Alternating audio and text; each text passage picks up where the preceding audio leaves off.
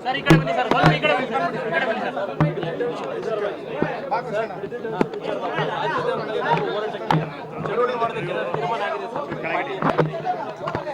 ಇಲ್ಲಿ ಬಿಡದಿಯ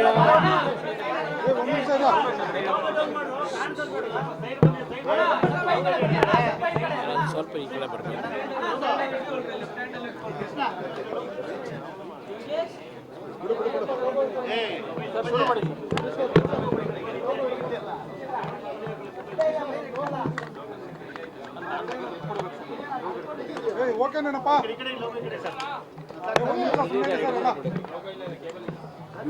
ಬಿಡದಿಯಲ್ಲಿ ನಡೀತಾ ಇರ್ತಕ್ಕಂಥ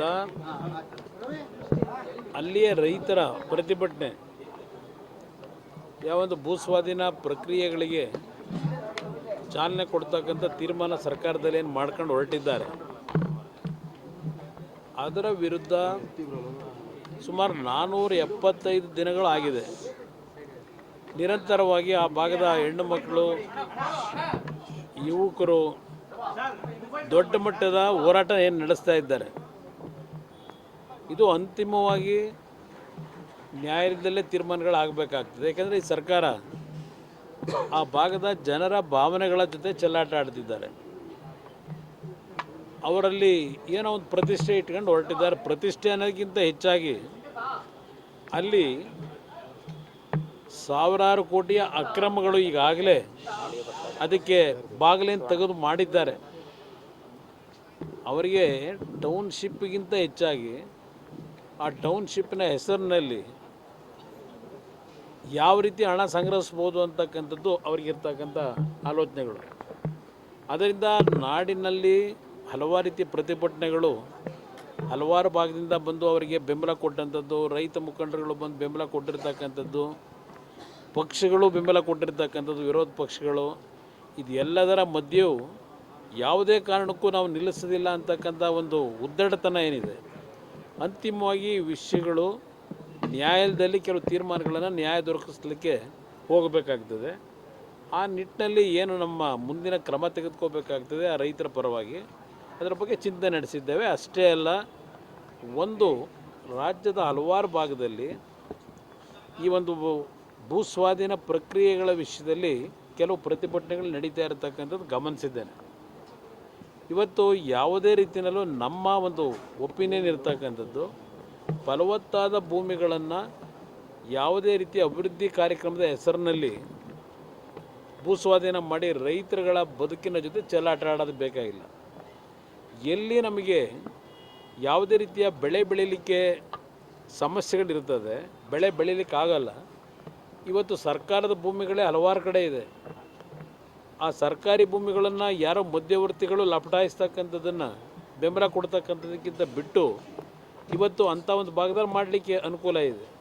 ಅದನ್ನು ಸರ್ಕಾರಗಳು ಮಾಡಬೇಕು ಅಂತಕ್ಕಂಥದ್ದು ನನ್ನ ಅಭಿಪ್ರಾಯ.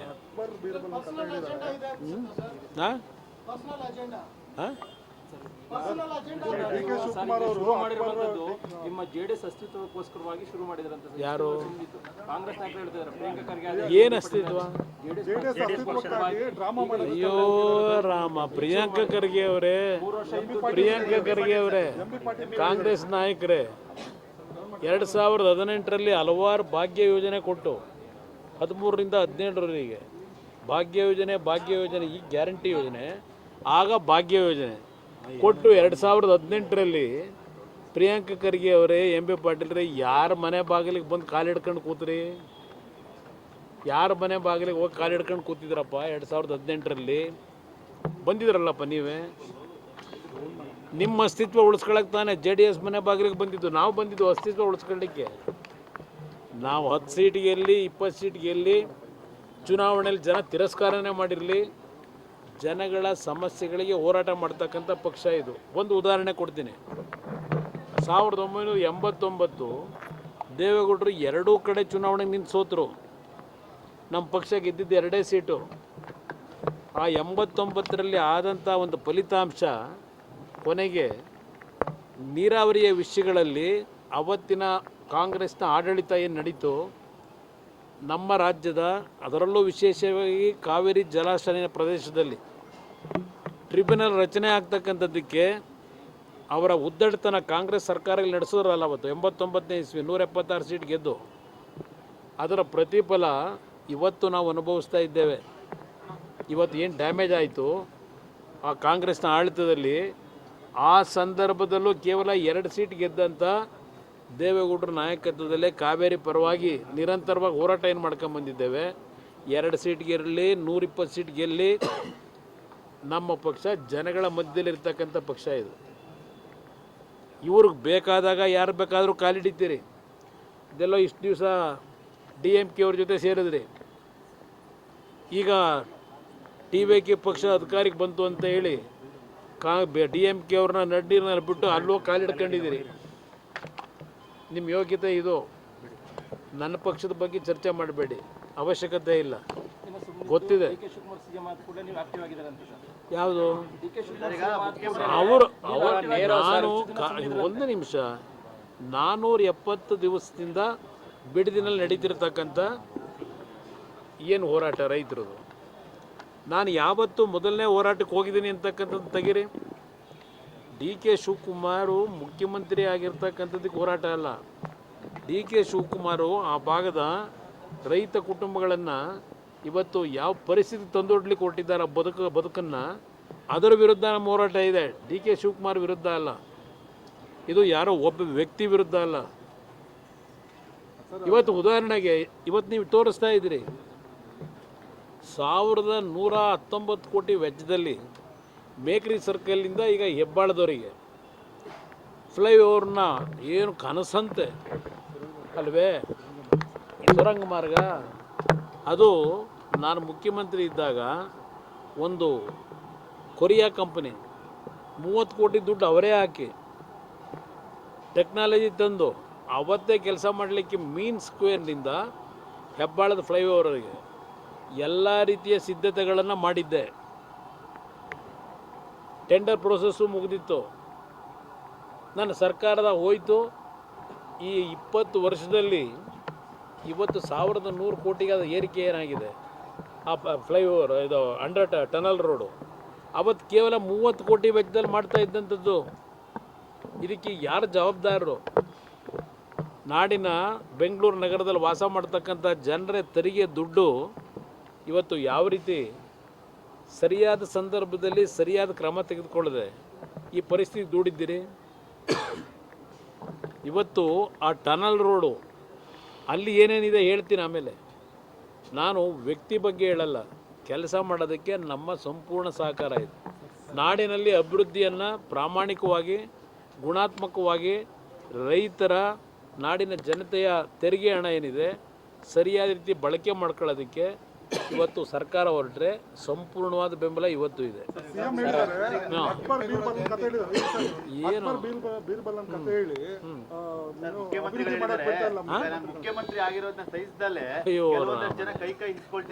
ಅಯ್ಯೋ ರಾಮೇ ಹೊಟ್ಟೆ ಇಸ್ಕೊಳ್ಳೋದು ಅಲ್ವಾ, ಬರೀ ಕೈ ಇಸ್ಕೊತಾವ್ರ?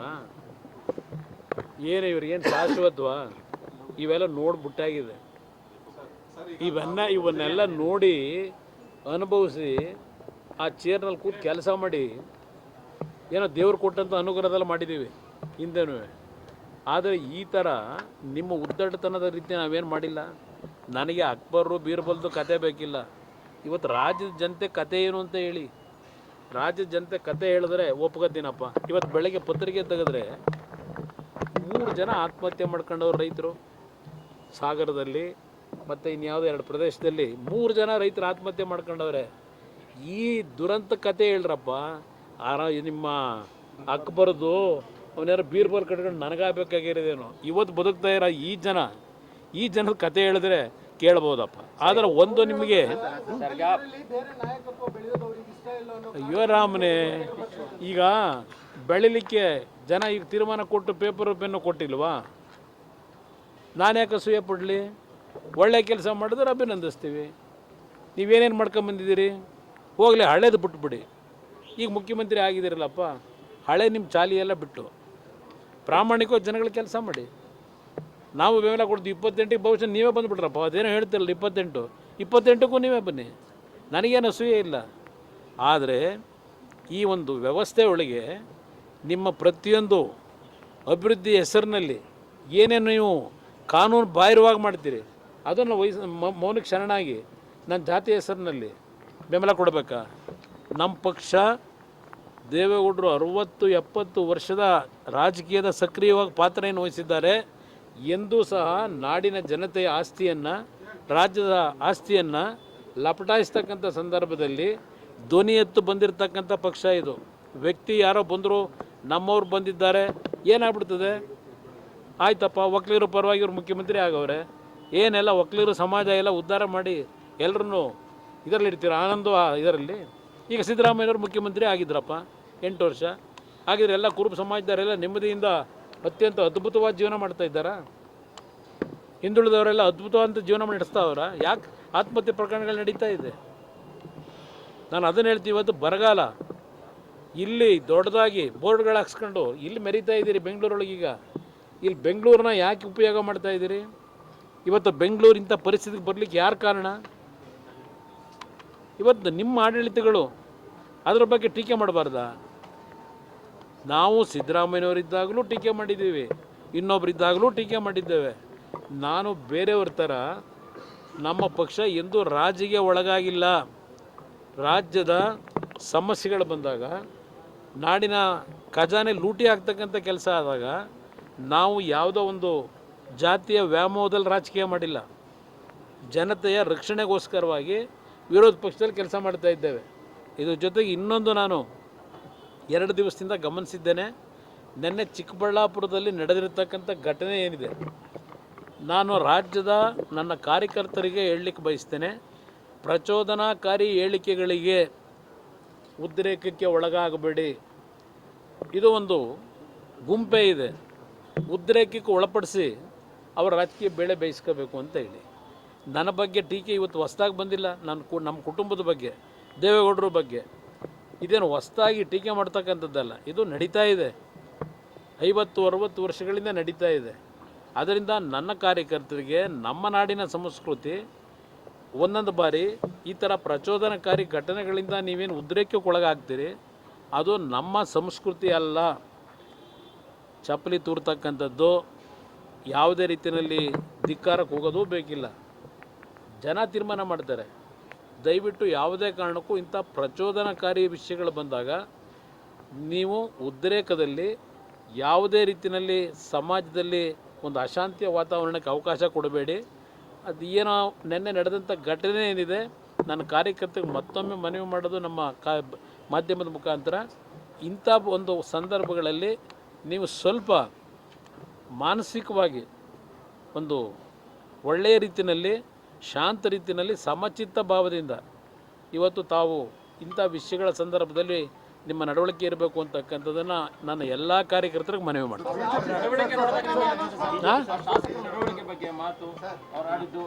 ಅವ್ರು ನೋಡಿದಾಗ, ಅವರ ನಡವಳಿಕೆ ನೋಡಿದಾಗ ಕೈ ಮುಗಿಯೋಣ. ಇಡೀ ದಿನ ತಾವು ಕಾದ್ರೆ, ಆದ್ರೆ ಅವರು ನಿಮಗೆ ಸಮರ್ಥನೆ ಕೊಟ್ಟಿದ್ದೇನೆ ಅಂತ ಹೇಳಿದ್ರೆ ನಮಗೆ ಕೆಂಪೇಗೌಡ ಜಯಂತಿ ನಾವು ಇನ್ನೂ ಕಾಯ್ತೀನಿ. ಈಗ ಇಲ್ಲಿವರೆಗೆ ಒಂದು ನಿಮಿಷ 2 ಪತ್ರ ಬರೆದಿದ್ದಾರೆ. 2 ಪತ್ರದ ಮುಖಾಂತರವೇ ಅವ್ರು ಕೊಟ್ಟಂಥ ಆಹ್ವಾನಕ್ಕೆ ನಾನು ಉತ್ತರ ಕೊಟ್ಟಿದ್ದೇನೆ. ನಾನು ಪತ್ರ ಬರೆದಕ್ಕೆ ಅವರಿಂದ ಉತ್ತರ ಇಲ್ಲಿವರೆಗೇನು ಬಂದಿಲ್ಲ.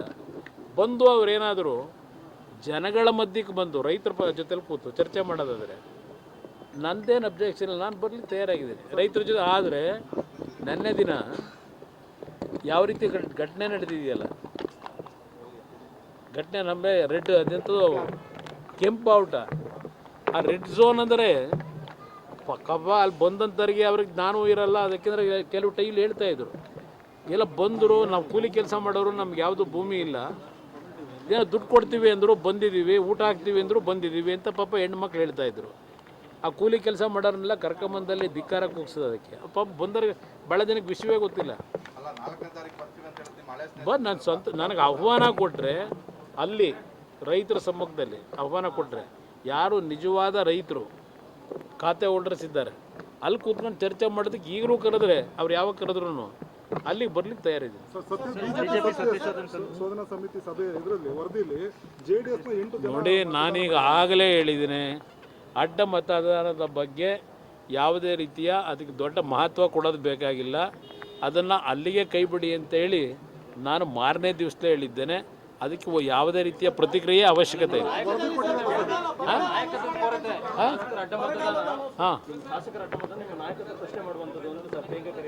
ಯಾರು ಹೇಳೋದು? ಹಾಂ, ಅಯ್ಯೋ, ಅವ್ರ ಪಕ್ಷದಲ್ಲಿ ಏನೇನಾಗಿದೆ, ಅವ್ರ ಪಕ್ಷದಲ್ಲಿ ಏನೇನಾಗಿದೆ, ಯಾವ ಸಂದರ್ಭದಲ್ಲಿ ಏನೇನು ಚರ್ಚೆ ಕೊಟ್ಟವ್ರೆ, ಎಷ್ಟು ಜನ, ಎಷ್ಟು ವ್ಯಕ್ತಿಗಳು, ಬೇರೆ ರಾಜ್ಯದ ಬೇಡ, ಕರ್ನಾಟಕದೊಳಗೆ ಸಿದ್ದರಾಮಯ್ಯವ್ರ ಮುಖ್ಯಮಂತ್ರಿ ಇದ್ದಾಗ ನಾಟಕ ನಡೀತಲ್ಲ 3 ವರ್ಷದಿಂದ, ಆಗ ಯಾರ್ಯಾರು ಏನೇನು ಹೇಳಿಕೆಗಳು ಕೊಟ್ಟರು, ಅವರಲ್ಲಿ ಎಷ್ಟು ವಿಶ್ವಾಸ ಇತ್ತು. ಈಗ ಕೇಳ್ತೀನಿ, 10 ಜನ 12 ಜನ ಮಂತ್ರಿಗಳಿದ್ದೀರಲ್ಲಪ್ಪ, ನಿಮ್ಮಲ್ಲಿ ಏನಾದರೂ ವಿಶ್ವಾಸ ಇದೆಯಾ? ನಿಮ್ಮ 13 ಜನದಲ್ಲಿ ಕ್ಯಾಬಿನೆಟ್ನಲ್ಲಿ ನಿಮಗೆ ವಿಶ್ವಾಸ ಇಲ್ಲ, ಒಬ್ರಿಗೊಬ್ಬರಿಗೆ ವಿಶ್ವಾಸದ ಕೊರತೆ ಇದೆ. ನಿಮಗೆ ಯಾವ ನೈತಿಕತೆ ಇದೆ? ಪ್ರಿಯಾಂಕಾ ಖರ್ಗೆ ಸ್ವಲ್ಪ ಮಾತು ಕಡಿಮೆ ಮಾಡಿ ಕೆಲಸ ಮಾಡಲಿ. ಹೋಮ್ ಮಿನಿಸ್ಟ್ರಿ ಏನಿದ್ದಾರೆ, ಕೆಲಸ ಸರಿಯಾಗಿ ಮಾಡಲಿ.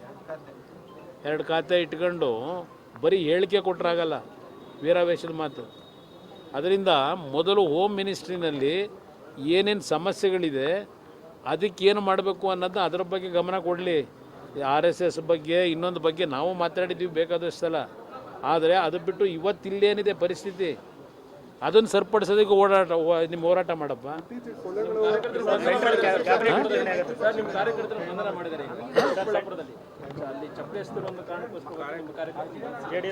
ಅನ್ಸಿದ್ರೆ ಕಾನೂನು ವ್ಯಾಪ್ತಿ ಒಳಗೆ ಅಲ್ಲಿ ಏನು ರಿಲೀಫ್ ತಗೋಬೇಕೋ ತಗೋತಾರೆ.